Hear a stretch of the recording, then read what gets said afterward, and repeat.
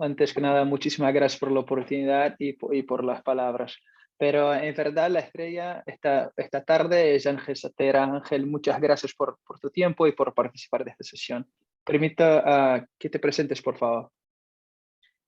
Bueno, gracias Lucas, con quien trabajamos muy frecuentemente y me soporta, cosa que no es fácil. Soy el jefe de producto de Infobae, es un orgullo serlo. Eh, Somos el medio en español más leído del mundo, desde hace un año en forma ininterrumpida, también de la Argentina. Eh, y bueno, con Charbit trabajamos juntos, hemos incorporado ahora justamente un nuevo producto, que es Advanced Queries, para tener más información sobre nuestro equipo de trabajo, nuestra redacción, que bueno, lo hemos contratado justo ahora y estamos viendo toda la potencialidad del producto, así que es un partner fundamental para nosotros para obtener buenos resultados. Te agradezco por las palabras. Ricardo, no sé si ya empezamos entonces, ¿no? Con toda la sesión y avanzamos. Tú eres el dueño, Ya, adelante. muchas gracias. Entonces, yo veo que hay como 60 y pico o más participantes en esta sesión. Les agradezco mucho por su tiempo. Como Ricardo ha comentado, yo soy de Brasil, por eso el acento un poco raro. Y solo para que organicemos un poco la llamada, yo voy a hacer una entrevista con Ángel. Vamos a discutir un poco las estrategias de crecimiento, cómo Infobae durante los últimos años, cómo han logrado y han crecido tanto su número de la audiencia, no solamente en Argentina, pero en toda Latinoamérica. Como Ángel comentó, Infobae es el medio más grande, hispanohablante más grande en todo el mundo. Y bien, yo he hablado un poco con Ángel y las historias son increíbles. A los que no conocen a Charbit, yo veo muchos amigos. Charbit es la mayor empresa para analítica en tiempo real, además de trabajar con medios como Infobae. En Argentina también somos socios con Clarín, con The New York Times, The Washington Post. Son más de 700 medios en todo el mundo que confían a Chartbeat para apoyar a sus redacciones, una vez más, para crear esta relación directa de los lectores con las marcas, fidelizarlos, aumentar el engagement y crecer las marcas. Y para empezar, de pronto, Ángel, yo quiero empezar preguntándote un poco sobre todo este trabajo, cómo, en verdad, cómo Infobae ha logrado y ha crecido tanto en los últimos años.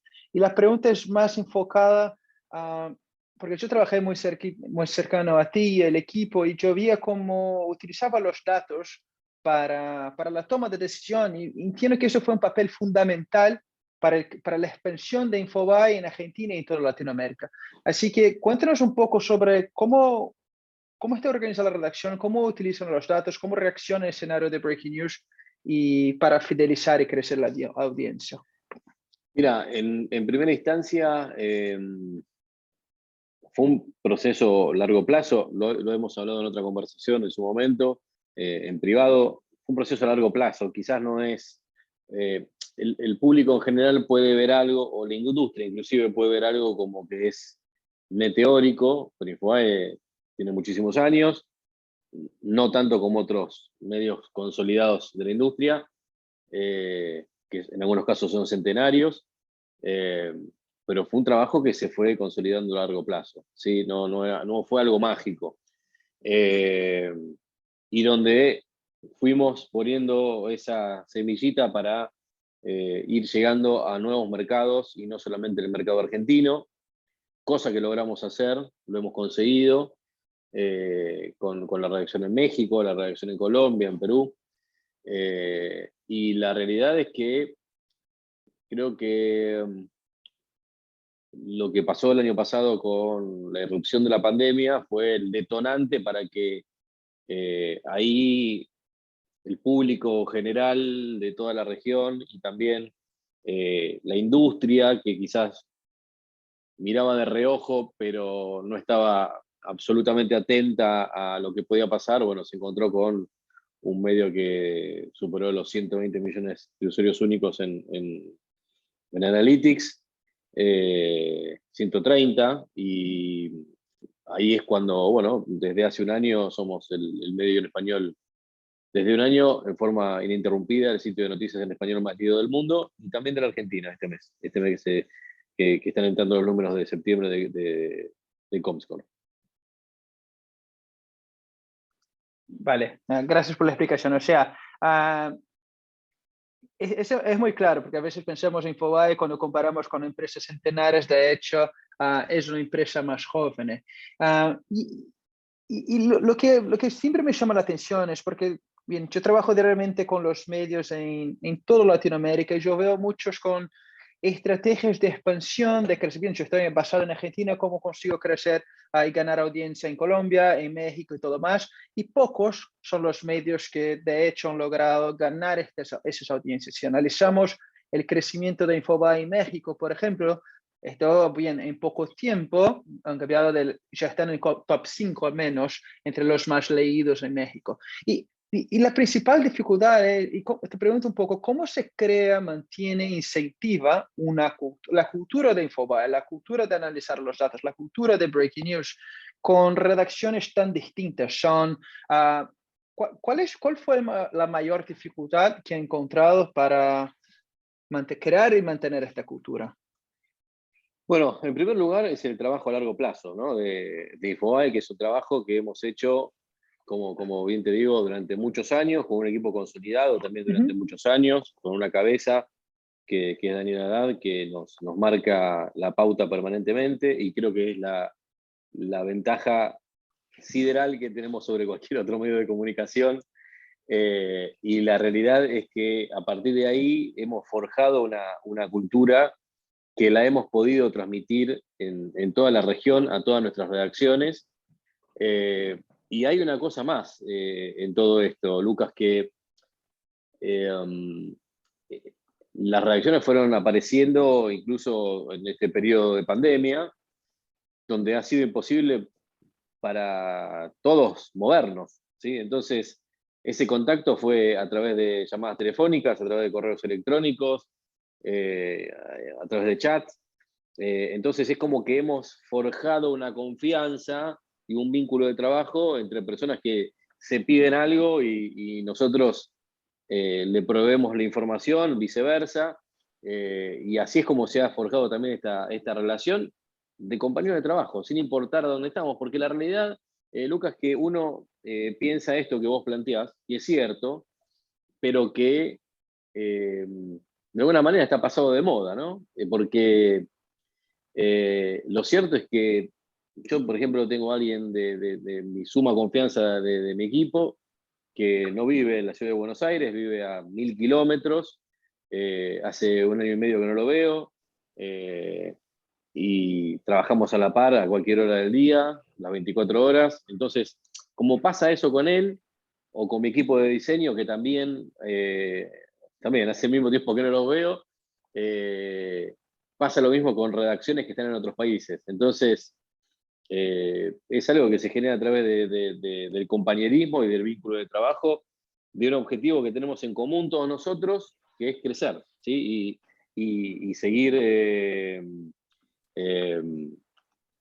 liderando nuestro lugar en la industria, ¿no? Vale, Ángel, mira, te comento, yo también he trabajado en redacciones donde teníamos equipos que trabajábamos juntos, teníamos una relación muy buena, estamos siempre juntos, aunque trabajando cercano, antes, bien, ya hace mucho antes de la pandemia. Y bien, yo he visto buenas relaciones en otras redacciones que también tenían planes de expandir y de crecer, pero no han conseguido hacer lo que hicieron. ¿Por qué crees que de hecho Infobae ha crecido tanto? ¿Cuál fue el principal diferencial? Porque claro, hay la cultura y tal, la manera como producir los contenidos, pero ¿qué fue el Mirá, diferencial? voy a ser claro con esto. Vimos lo que pasaba en el mundo con mucha información, con mucha precisión, quizás antes de que las redacciones reaccionaran. Nosotros en marzo del año pasado ya sabíamos qué íbamos a hacer, cuando estaba explotando la pandemia. Y la realidad es que eso a nosotros ya nos puso en un lugar de vamos hacia allá. Esto es con lo que nos vamos a encontrar. ¿Va a durar un mes? No lo sé. ¿Va a durar 6 meses? Pensábamos que iba a durar hasta fin de año. No pasó. Seguimos así porque el trabajo remoto continuó, ¿sí? Entonces, en primer lugar, que dimos ese paso fundamental en marzo del año pasado, cuando todo esto estaba empezando, es decir, empecemos con esto, empecemos a trabajar de forma remota, empecemos a generar ese flujo de trabajo. Ocurrió, ¿sí? Ocurrió y duró más tiempo de lo que pensábamos, porque sigue ocurriendo, ¿sí? Y la velocidad de poder realizar esto ha sido fundamental, ¿sí? Es poder decir, en marzo se habla un día X y a la semana, te digo, mucha demora, porque en realidad lo nuestro es de un día para el otro, ya está activado el plan, ¿sí? De hecho, estábamos todos trabajando hasta cualquier hora, y lo tengo a mi compañero y amigo Pablo De Luca del otro lado, trabajando todos con las credenciales para los permisos de circulación, etcétera, etcétera, etcétera, sabiendo lo que iba a pasar. Y pasó, y éramos todos trabajando, propios y extraños, trabajando en que eso ocurriera de un momento para el otro. Y la velocidad nos llevó a ese lugar y en aplicar los cambios, y eso es lo que más rápido que los demás nos llevó a, sí, explotar en materia de tráfico, porque estábamos dando la información quizás antes que los demás de lo que estaba pasando en el mundo, ¿sí? Y nos convertimos en una fuente confiable, a tal punto que hemos ganado galardones de la Universidad de Buenos Aires, que es una de las universidades más prestigiosas de habla hispana, por la cobertura que le hemos dado al coronavirus. Entonces, hemos hecho coberturas audiovisuales impresionantes, podcasts que estuvieron entre los más escuchados, coberturas en Instagram, que uno prendía cualquier canal de televisión acá en la Argentina y todos los canales tomaban lo que habíamos hecho nosotros en Instagram con infografías. Entonces fue muy gratificante, pero también fue un trabajo enorme de todos, de una rápida reacción de lo que estaba pasando, de actuar rápido, y eso se vio en los resultados finales, que son estos: que la audiencia conoció un medio de calidad que a lo mejor no conocía en toda América Latina, sí lo conocía en Argentina, sintió la confianza por el producto, entendió que Infobae era un medio confiable, y lo conoció para mucho más que el coronavirus. Lo conoció para la cobertura diaria del quehacer de cada uno de esos países. De temas que nos preocupan, de libertad de expresión en todo el mundo, ¿sí? Y eso es lo que ha hecho que cualquier lector en cualquier parte del mundo entre a Infobae y se informe con nosotros, a pesar de que la pandemia no terminó, pero que se fue alivianando en sus restricciones, etcétera, etcétera. La gente sigue eligiendo Infobae para informarse de cualquier otra cosa, porque si yo entro ahora y miro los números, hablando de métricas y de Charbit, el tema más leído del día no es coronavirus como lo fue hasta posiblemente noviembre, diciembre del año pasado, ¿sí? Entonces, ya la audiencia entendió lo que era Infobae. Y al entenderlo, por su seriedad, su confianza, su velocidad a la hora de informar, siempre con el breaking news antes que lo demás, bueno, se lograron esos resultados. De acuerdo, Ángel. Entonces, si hago como un resumen, entiendo que hay la capacidad administrativa de moverse muy rápido, o sea, desde el principio de marzo ya sabían cómo iban a hacerlo y tuvieron la oportunidad de ganar muchas audiencias, volviendo a la temática que siempre lo dicen, content is king, o sea, producieron buenos contenidos de calidad, la gente se identificó con Infobae y siguen creciendo.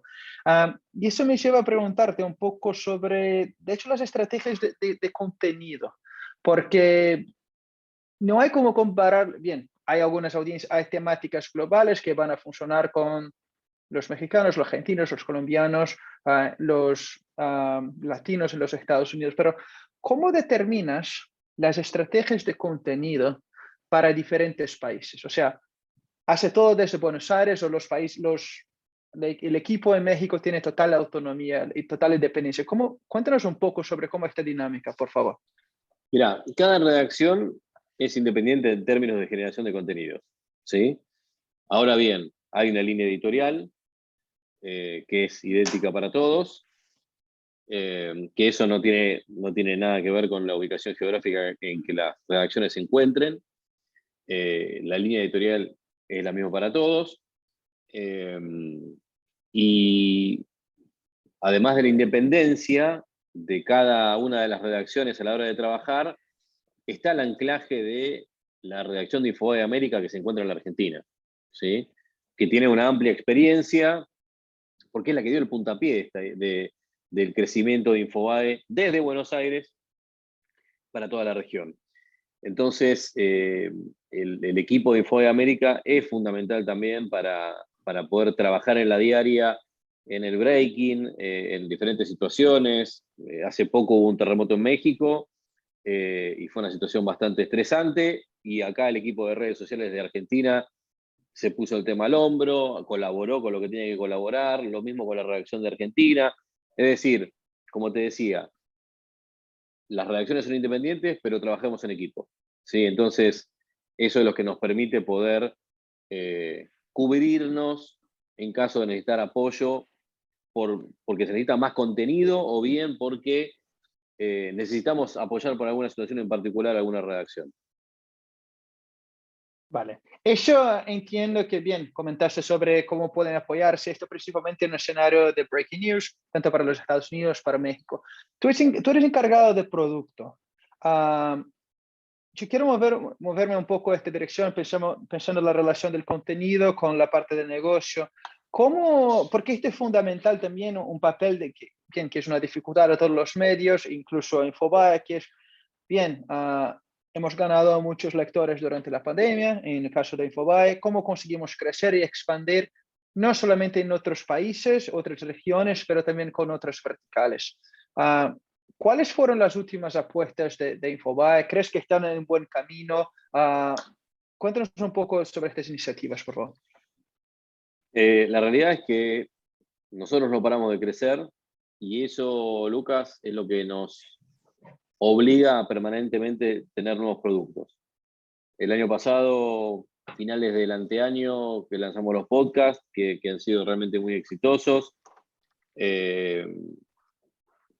apuntando a audiencias jóvenes y audiencias más de radio tradicional, con los productos que hemos elaborado, ¿sí?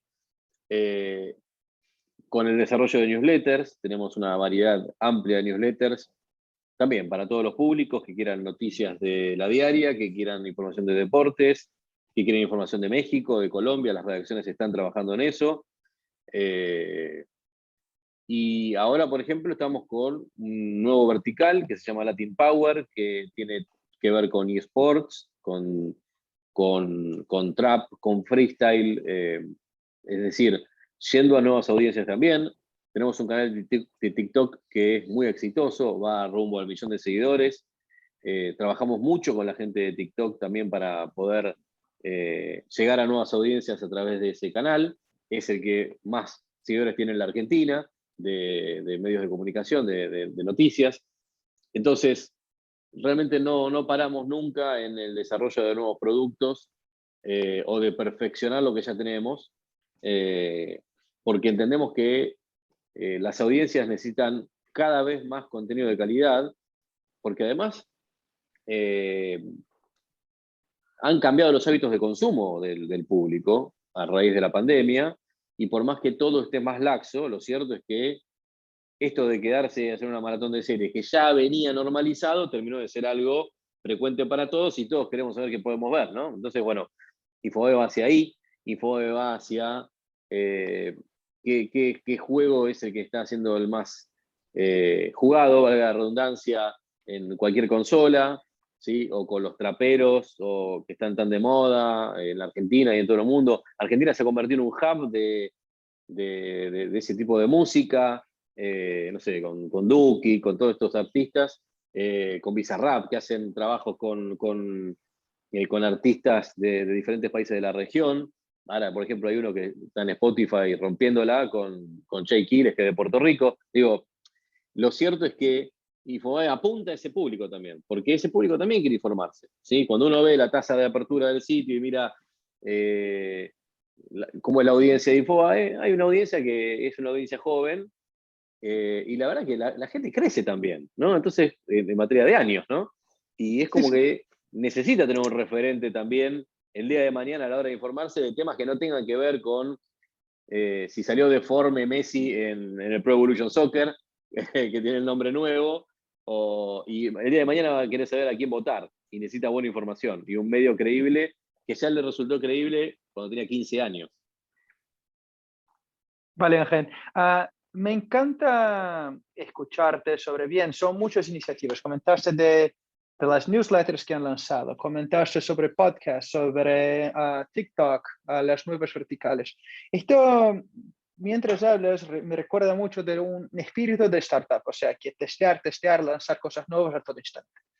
Esto requiere también, por otro lado, una capacidad de cometer errores, porque es imposible lograr solo el éxito si no estás cometiendo un montón de errores durante todo este proceso. O sea, ¿qué tipo de iniciativa no funcionó? Y más que no haya funcionado, ¿cómo determinas, mira, tenemos que quitar, tenemos que matar este proyecto, no nos va a llevar a nada? Y me imagino que muchas veces hay mucha presión de publicidad o de un socio de la empresa o alguien que es el embajador del proyecto. ¿Cómo lo Mira, manejas el Lucas, error? la verdad que nosotros cuando tomamos una decisión es una decisión muy concienzuda, no es que tomamos una decisión de un día para el otro y porque sí, sino que está analizado, está estudiado. Miramos el contexto de lo que ocurre. Te estoy poniendo un caso muy claro, por ejemplo, con el tema de lo que ha pasado con los cambios de consumo de la gente, ¿no? Del público en general, que lo hemos sufrido todos nosotros. Entonces la decisión se apuntala en datos, ¿sí? En datos que ustedes dan, por ejemplo. ¿Sí? Cuando yo veo y veo que, no sé, el cuento del calamar, cuando veo, no se llama el cuento del calamar, pero se llama algo del calamar. Cuando el juego del calamar, cuando veo los números de Charbit y veo la recirculación del sitio y veo new users, y ahí es cuando entra Charbit en el juego. Bueno, lógicamente, ahí es cuando, y se repite la historia con otros productos así, bueno, es cuando vos decís, che, tenemos que hacer algo por acá. Y ahí es cuando nace un nuevo vertical. Pero no es que un vertical nace, hay prueba y error, pero pensamos en lo mejor modificarlo para algo que pueda ser superador. El caso de la Team Power, que es este último vertical que hemos lanzado de, como te decía, de trap, de gaming, etcétera, era originalmente gaming, Infobae Gaming, que terminó creciendo de una manera mucho más grande de lo que era hasta hace 20 días, ¿sí? Porque es totalmente nuevo. Y detrás de ese crecimiento viene lo que sabemos que tenemos por delante en el mundo del gaming, que es alucinante. Cuando lo vi, dije, esto es maravilloso. Me enamoré, fui con un amigo que tiene un hijo adolescente y le mostraba fotos y el hijo le decía, esto es, no puedo creer lo que tienen. Entonces, no es tanto el error para decir no va más, sino que es el error superador de le damos para adelante. Y seguimos creciendo y apostando a eso, porque si apostamos a eso inicialmente es porque creíamos en esa apuesta. No es pensando en desbaratarla porque no va a dar resultado. Y se habla con los equipos comerciales, digo, no son decisiones tomadas así porque sí, sino que es algo hablado en conjunto. Y ese es el trabajo, ¿no? de nuestro equipo, básicamente, ¿no? De trabajar con todas las áreas, con la redacción, con comercial, con todo el mundo, para que nos digan, esto está bien, esto está mal, esto podemos, esto no podemos, que sean cosas dentro de un marco de lógico. Si no tiene lógica, por más que parezca una apuesta positiva, no se va a avanzar. Vale, entonces para esta apuesta comentaste el equipo comercial, tu equipo claro, producto. ¿Quién más son los embajadores para esas apuestas? O sea, cuando van a llevar al director, bien, es una empresa que tiene un dueño, ¿los llevan directamente al dueño para la toma de decisión o quién Sí. participa de este Lo comité? hablamos, ¿Cómo lo hablamos funciona? con la CEO de la compañía, lo hablamos con el dueño de la compañía, lo hablamos con el área comercial. Es un gran trabajo en equipo. Infobae tiene esa particularidad que lo hace exitoso, que es uno de los secretos del éxito, que es esa posibilidad de que no es una cascada vertical, sino que podemos sentarnos todos a conversar, tener una llamada telefónica, tener una reunión, ese compañerismo entre todas las partes y ese ida y vuelta constructivo es lo que nos ha llevado a donde nos ha llevado. Y la realidad es que, bueno, los resultados están a la vista, ¿sí? Hace poco tuvimos una reunión por un servicio nuevo que vamos a tener en poco tiempo, y en esa reunión yo voy convocando a todas las áreas, porque quiero saber qué dice la redacción, quiero saber qué dice comercial, quiero saber qué dice tecnología. Si no están todas las áreas, aunque en diferentes reuniones o estén juntos, no importa, no se puede obtener la información de qué producto verdaderamente necesitamos. Después será la aprobación final o no, habrá alguna modificación, pero la realidad es que trabajamos así, todos trabajamos en equipo. Vale, ¿y cuál es el rol de los anunciantes en eso? Porque, claro, si vas a crear, por ejemplo, utilizamos Latin Power, quiero una vertical de gaming. ¿Cuál es el rol de los anunciantes? Porque hay que poder monetizarlo. ¿Cómo esta relación? ¿Ellos participan del proyecto inicial o solo después? Sí, participan. ¿Y tú eres el encargado de esta relación o es el equipo comercial? Porque hay muchas empresas que son más pequeñas que Infobae para que ellos entiendan cómo esta dinámica. Hablamos, a veces le llega una oferta a Romina, que es la gerente comercial, a veces me llega a mí, a veces le llega a Andrea, que es la CEO de la compañía, a veces le llega a Pablo, le puede llegar a cualquiera, le puede llegar a la jefa de redacción.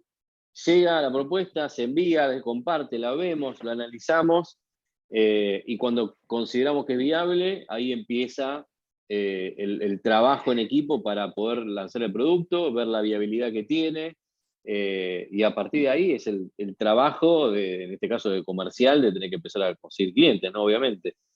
Pero todo dentro de un marco de una lógica de que ya se hizo un recorrido, en este caso del área comercial, para saber cuáles van a ser los resultados, ¿no? Empiezan ya a conversar con diferentes clientes para más o menos empezar a emprender un camino. Vuelvo a lo mismo, dentro de una lógica, porque si no, sería una máquina de perder plata y de tener fracasos, ¿no? Entonces, esto es fundamental para que todos vamos charlando entre todas las partes y conseguir el resultado adecuado. Vale.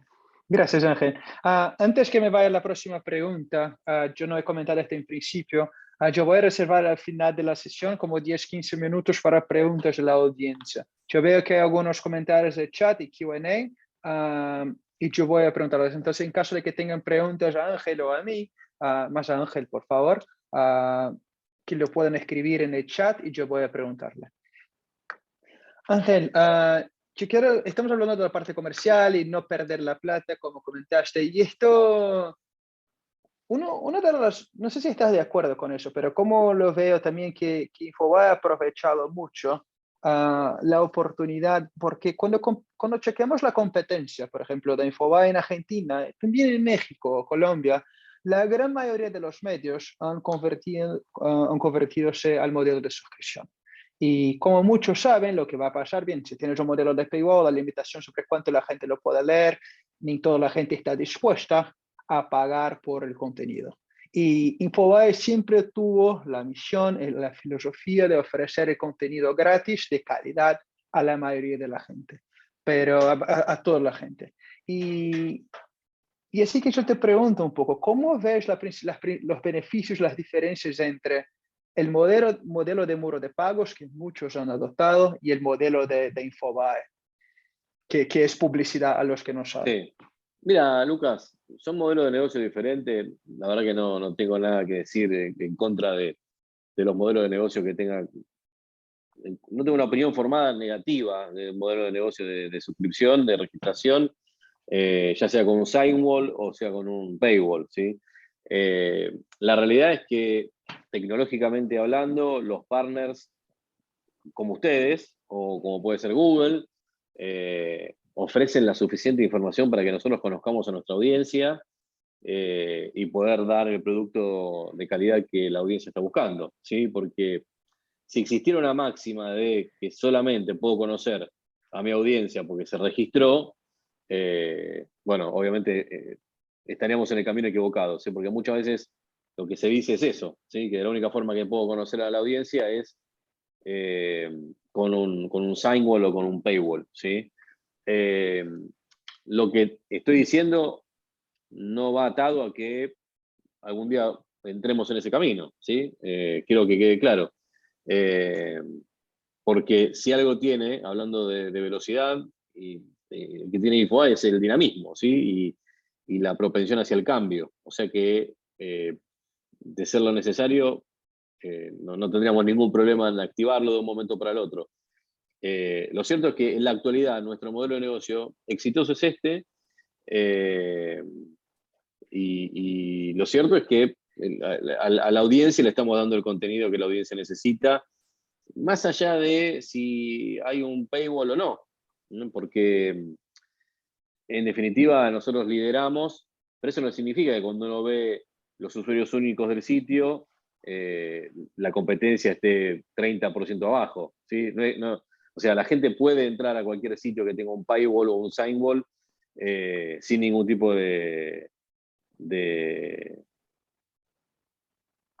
inconveniente, ¿sí? O sea, la gente entra, lee la tapa de un sitio y esos son los usuarios únicos que marcó Comscore, de igual manera que para nosotros que somos gratis, ¿sí? Eh, y por suerte, bueno, hay auspiciantes que son los que permiten que la gente pueda entrar, ¿sí? Siempre hay una explicación que es de un show de David Guetta, que la explicación dice que si hay un show de David Guetta, yo puedo cobrar entrada para que la gente vaya a ver el show de David Guetta, o bien puedo juntar a 100 auspiciantes y a los 100 auspiciantes poder decirle que paguen por auspiciar el show de David Guetta y que la entrada es gratuita para la gente. Bueno, ese es el modelo de negocio de Infobae.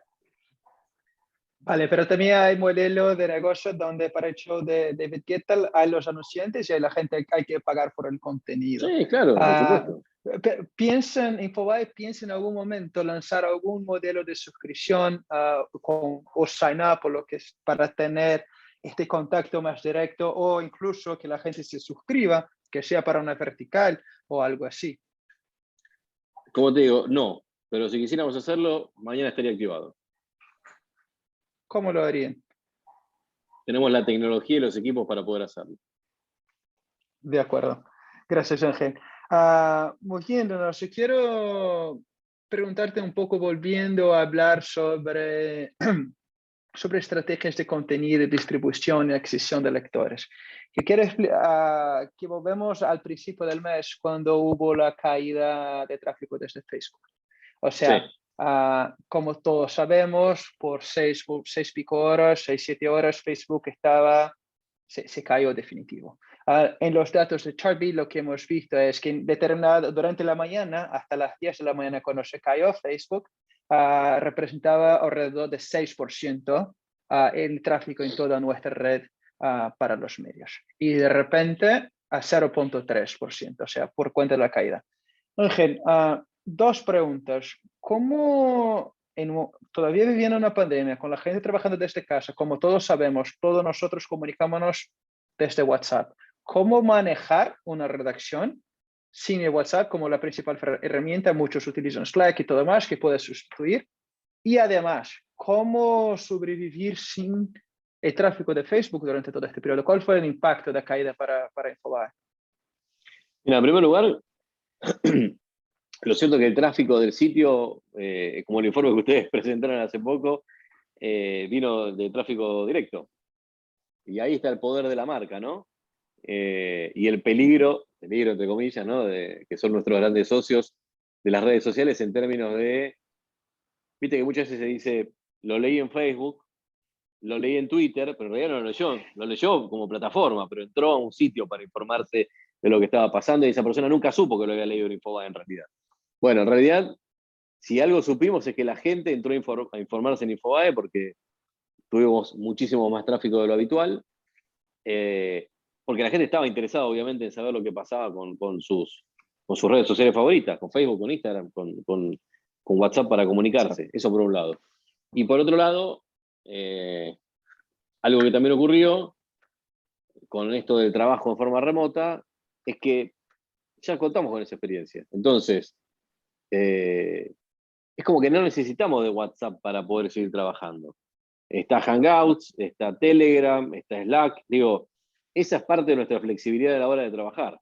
De hecho, nosotros tenemos un canal de Telegram para informar al público, tanto en Argentina como en América, hace muchos años, cuando Telegram tendría 50 millones de usuarios.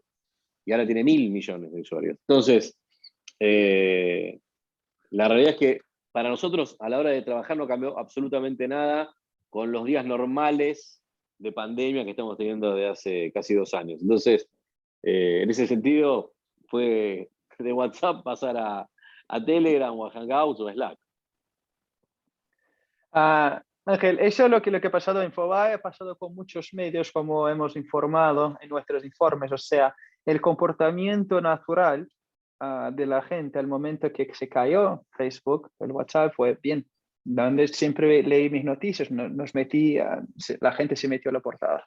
La cuestión es, eso ha pasado con los grandes medios. Los más pequeños que todavía no tienen una relación como esa, o que tienen una dependencia muy grande. Bien, con Google no ha cambiado tanto, pero a veces se toma un golpe desde Google cuando hace un cambio de algoritmo, por ejemplo, o cuando se cae Facebook. ¿Cuál mensaje enviarías a esos medios que están empezando o que tienen una dependencia muy grande de las plataformas? ¿Cuál es tu recomendación para esta relación con las plataformas? O sea, ¿cuál es tu recomendación para medios que tienen una dependencia muy grande de plataformas como Google y Facebook y tienen un tráfico directo muy bajo? Que hay que trabajar mucho en el producto de uno y en el tráfico directo que uno genera, en el vínculo con las audiencias, conocer a las audiencias, y acá es cuando aparece un player como ustedes, como Chartbit. ¿Y por qué digo esto? Porque ya hemos tenido el ejemplo, hablando de cambio de algoritmo, de lo que le ha pasado a sitios como NowThis, que tenían todo el tráfico que le venían de Facebook, y cuando Facebook cambió el algoritmo, los arruinó, ¿sí? Entonces, la generación de contenido no tiene que ser algo que dependa exclusivamente de Facebook para generar tráfico. Sí tenemos que servir el contenido para ese tipo de audiencias que están en esas redes sociales, por supuesto que sí, pero lo que tenemos que pensar principalmente es en la generación de contenido para el público en general que cae a un sitio a través del navegador, tener una buena estrategia de SEO. Digo, no hay que dejar de desestimar nada, ¿sí? Porque cambia la estrategia de SEO de Google y mañana vas a tener que la gente va a entrar a través de Facebook y viceversa, como pasó ahora, ¿no? Entonces, uno tiene que estar atento a todas las estrategias, atentos a todas las redes sociales, atentos a Google, por supuesto, pero sin descuidar al producto madre que es nuestro sitio web, ¿sí? Entonces, no agarres todo lo que tenés y se lo pongas todo a un proveedor, a un partner. Sé ecuánime en la distribución, porque lo que estás ganando hoy posiblemente lo pierdes absolutamente todo mañana, ¿sí? Entonces, dale todo a tu producto principalmente y hace un seguimiento permanente de los cambios que hay en la industria, en los cambios de algoritmo, en lo que va a venir, no sé, lo que va a pasar con los vlogs ahora en 2023. Yo estoy pensando en 2023, Lucas, la verdad es esa. Entonces, son las cosas en las que tenemos que pensar y tenemos que tener la cabeza puesta en algo, porque yo ya estoy pensando en lo que puede pasar en 2023. Entonces, y hay que actuar con anticipación, hay que actuar con tiempo, ¿sí? Conociendo, sabiendo lo que va a pasar, porque si no, de repente se te cae Facebook de un momento para otro, como pasó ahora, y tienes un desastre, ¿sí? Entonces ese desastre lo podés prevenir, por supuesto. Eso es muy interesante porque estoy en 100% de acuerdo contigo, o sea, conocer la audiencia, quiénes son los lectores. No ponga todos los huevos, no sé si existe esa expresión, o sea, no ponga todas tus apuestas en las plataformas donde dependes simplemente de ellas. Pero cuando hablas de conocer la audiencia, estás hablando de los lectores que vuelven con frecuencia. ¿Qué significa eso? O sea, es producir, lo que entiendo y lo que siempre hablo con los clientes es a producir contenidos para las distintas audiencias, o sea, entender quiénes son los lectores más fieles, entender cuáles son los contenidos virales, entender lo que va a producir para Google. Pero a veces estamos hablando de redacciones y ahora en nombre de los más pequeños que tienen 10 personas. O sea, ¿qué sugieres? ¿Qué hacer en una situación como esa? ¿Dividir la redacción? ¿Producir más para un canal? Porque al final también tiene que llegar hay que lograr las metas de page views, ¿no? Mira, se puede producir más para un canal que esté de moda, no está mal. Por eso te decía, pero uno tiene que estar mirando lo que va a pasar, ¿sí? Y sin dejar de pensar en lo que puede pasar inmediatamente, ¿sí? Porque sabemos lo que va a pasar en 2023, no sabemos si dentro de 5 minutos se va a caer Facebook y nos produce un desastre. Entonces, si sos chico, y bueno, dale a lo que más te va a dar, ¿sí? Obviamente. Pero sin dejar de estar atento al futuro y a lo que puede pasar en el momento. La verdad es que hay muchos proveedores de servicio también, Lucas, que son gratuitos para los medios pequeños, que pueden hacer que tengan distribución de redes sociales sin que les genere ningún cargo o que estén pagando 10, 20 dólares por mes. Entonces, que son conocidos por todo el mundo, si no estoy inventando nada nuevo. Entonces, la verdad, uno tiene que estar atento a lo que está pasando en la industria en ese momento. Si yo veo que Twitter no me genera mucho tráfico y tengo una reacción pequeña y sé que Facebook me genera más o que las historias me generan más, bueno, apuntá ahí y pone un robot conectando al feed de noticias que salgan noticias por Twitter y tener una mínima intervención humana cuando la situación lo merite, ¿sí? Porque por ahí pasa esto de... Y también pasa por el contenido, si es hiperlocal, si es global. A lo mejor vos podés hacer, si vos tenés un medio que está en un pueblo que tiene 20.000 habitantes, capaz que haces un canal de Telegram para 20.000 personas que se meten ahí adentro todos y las 20.000 personas van a entrar para tener un breaking news, ¿no? Entonces, uno tiene que saber, es muy compleja tu pregunta en el sentido de todas las propuestas que se pueden hacer para diferentes medios de acuerdo a su situación, ¿no? Pero la realidad es que uno tiene que estar atento a qué es lo que le genera el tráfico y en base a eso de qué le genera el tráfico, apuntar un poquito más ahí sin mirar lo que puede pasar. No, te agradezco. Sí, no es una pregunta simple y claro, hay que El caso de adaptarse a Telegram cada... que te explicaba es clave, Sí, sí, Lucas. sí. Cuando nosotros abrimos nuestro canal de Telegram, no había seguidores de Telegram en general, y ahora tiene 1.000 millones de usuarios. Entonces, la verdad que nosotros fuimos construyendo una audiencia con el tiempo, Sí. con algo que es gratis, como un canal de Telegram, porque la verdad que Telegram no te cobra por hacer un canal, ¿viste? Entonces, bueno, hay un grupito de gente que se informa a través de esa vía de comunicación. Ángel, gracias por la explicación. Antes de que yo abra para preguntas de la audiencia, ahora estoy muy curioso, porque me encanta el hecho de que estás con la cabeza muy adelantada, o sea, estás pensando en 2023, pero ¿qué más te preocupa sobre lo que va a pasar en 2023? ¿Qué estás pensando ahora? ¿Ahora en este momento o de 2023? Sobre 2023. ¿Cuáles son los planes que estás planeando en 24 meses? La realidad es que ni Google Sí, en 2 sabe años. qué va a hacer, ¿no? Por eso lo pospone. Así que yo te dé una respuesta es medio complicado, pero sé que va a pasar, ¿viste? Entonces, en el sé que va a pasar, y un anticipo lo tenés con los newsletters y Apple, ¿no? De la privacidad, del cuidado de los datos. Estaba mirando una presentación justamente de Inma hace unos días de lo que está haciendo el New York Times con el First Party Data, que me sorprendió porque están yendo por otro camino, diferente al que van todos los medios de comunicación.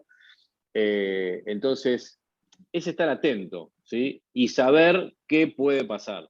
Ahora, vuelvo a decirte, ni Google, ni la industria, y no hablo de los medios, saben qué va a pasar puntualmente. Por eso tantean, preguntan,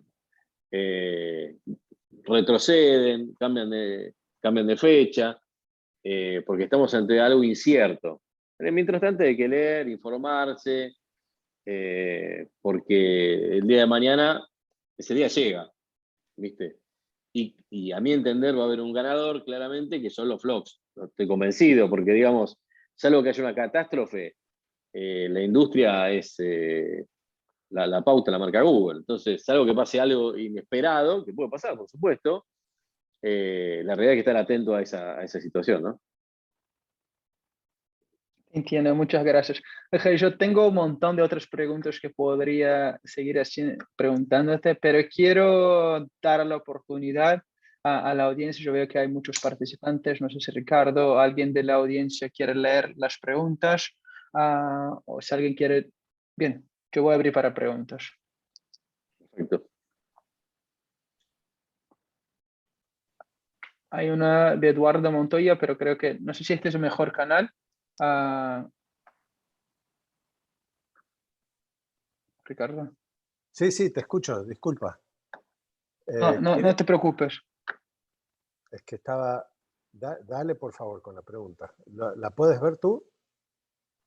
No sé si hay preguntas en No, chat, pero en caso de que no haya, yo puedo seguir preguntando. Puedes seguir, sí, porque esta pregunta que has visto tiene referencia a la anterior, así que al anterior panel. Así Vale, que de sigue acuerdo. adelante. Entonces, de acuerdo. Ángel, entonces estemos acercándonos del fin, pero me gustaría entender un poco, y ahora lo aviso a todos, no hemos entrenado, no he comentado nada con Ángel, pero ¿cómo es el proceso de planear? ¿Cómo se planea Infobae? Porque hay los medios que están intentando reaccionar, impulsar una transformación digital, medios que todavía tienen una fuerza muy grande en el papel. Yo sé que eso no tiene nada que ver con Infobae, pero creo que la experiencia de un medio que es Digital First, que es el principal medio hispanohablante en Latinoamérica, en todo el mundo, ¿cómo es el proceso de planeamiento, no para 2023, para 2025, 2030?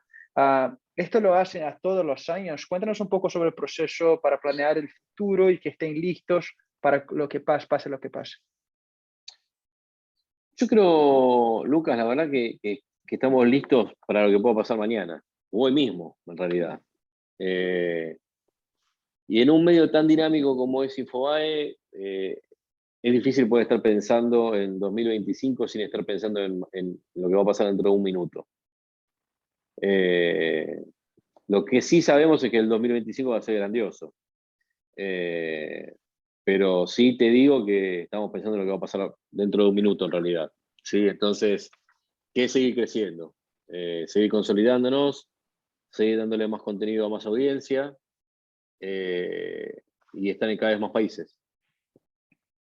Más países, entonces, porque ahora Infobae está en México, Argentina, Estados Unidos, Colombia, Chile, pero es la idea de expandir la operación. Si piensan en Brasil, Perú. Sí, en Perú tenemos, ya tenemos una redacción, en Chile tenemos un corresponsal en realidad, así que tenemos corresponsales en Uruguay, en Nicaragua, tenemos corresponsales en París, o sea, tenemos corresponsales en Jerusalén, en El Salvador. Me cansaría de decirte en todos los lugares donde tenemos corresponsales, pero sí redacciones tenemos, la de Argentina, obviamente, la de Perú, que es nuevita, la de Colombia, la de México, y próximas redacciones que van a estar en cualquier momento listas. Vale. Y recordar que estamos en Venezuela, que es donde estamos censurados. ¿Sí? Tenemos una gran periodista trabajando allí, que es Sebastiana, que provee contenido de grandísima calidad, con sus investigaciones, con sus informes, y que tratamos de llegar, es algo que hablaba al principio de la libertad de expresión, de todas las formas posibles. Con un newsletter, para que no entren a través de Infobae y puedan leer a través de otra plataforma. Hay cientos de personas registradas en Venezuela que leen eso, y que no pueden hacer clic y entrar en Infobae, lo leen a través de newsletter, o a través de un canal de Telegram. Digo, tenemos formas diferentes de poder llegar a audiencias que si no, no podrían informarse, y lo hacen a través de Infobae. Así que también tenemos presencia allí. Sí, eso es muy interesante. Porque eso es un trabajo muy difícil y es por pasión, porque bien, cómo apoyar, cómo informar el pueblo a la gente en Venezuela. O sea, ¿cómo es el soporte de Infobae, este corresponsal? Tiene una persona que trabaja directamente con ella desde Buenos Aires. Ella está sola en Venezuela, en Caracas ahora, si te entiendo bien. Mira, va a parecer romántico lo que te digo, pero somos amantes de la libertad de expresión. Sí. Así que, así como trabajamos, hay una cuestión de confidencialidad en todo esto, pero somos amantes de la libertad de expresión, Lucas. Y lo que queremos es que todo el mundo sepa qué está pasando en todos lados, ¿sí? Como pasa En Nicaragua, lo mismo, ¿sí? La información está, la gente puede consumirla, pero cuidamos de ella, cuidamos de su familia, hay, como te decía, algo de confidencialidad. Nosotros tenemos un verdadero compromiso con la libertad de expresión. ¿Sí? Creo que es nuestra bandera, ¿sí? El respecto a la diversidad de género, son de las banderas que tiene Infobae, que uno lo puede, entra y lo va a ver, ¿sí? Y esos son los, como nuestras banderas de respeto hacia cultural, de diversidad sexual, ideológico, y de la libertad de expresión, ¿sí? Y ahí está Infobae, ¿sí? Ahí no importa si tenés 100 millones de usuarios únicos o uno, pero la gente sabe que en Infobae va a poder encontrar lo que en otro lado no va a encontrar, ¿sí? Es el respeto por los derechos humanos en general. No, creo que esa es una respuesta romántica, Ángel. Me pareció muy, muy, muy verdadera y esto se refleja de No, manera pero muy estamos hablando de clara. No, números y no, hablar del factor humano me parece que es claro, fundamental, se porque refleja si no, en ¿sabes los qué, números. Lucas? Somos periodistas. Yo soy periodista. Entonces, muchas veces me saco el saco de periodista, capaz que durante casi todo el día no me siento tal, pero todo lo que hago es pensando como periodista también, porque es mi gen, ¿no? Y entonces, somos un diario. Entonces, digital, de vanguardia, líder, pero es esa posición de respeto hacia la humanidad, de los derechos humanos, como te decía, la diversidad sexual, el acceso a la información, es lo que nos hace también haber cosechado el respeto de toda la región, ¿no? La realidad es que es cada vez más difícil informarse. No sé si fue el informe de la CIP que se publicó en las últimas horas, que solamente en Argentina y en Chile son los únicos dos países de la región donde hay acceso a la información, pero retrocediendo de los países de la región.